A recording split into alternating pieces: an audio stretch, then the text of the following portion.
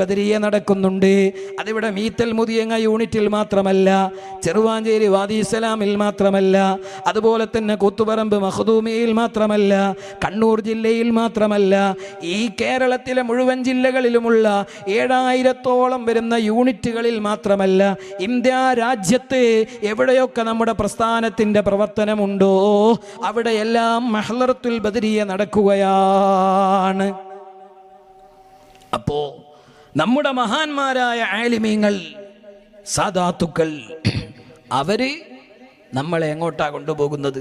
അതാ ഞാൻ പറഞ്ഞ, നിങ്ങൾ കാതുകൂർപ്പിച്ച് കേൾക്കണം. ഏത് ആലിമാകട്ടെ, സുന്നത്ത് ജമാഅത്തിന്റെ ഏത് പണ്ഡിതനാകട്ടെ, അവിടെ ഗ്രൂപ്പോ രാഷ്ട്രീയമോ സംഘടനയോ കുടുംബമോ ജില്ലയോ ഒന്നും നമ്മൾ നോക്കുന്നില്ല. ആരാണോ നന്മ പകർന്നു തരുന്നത്,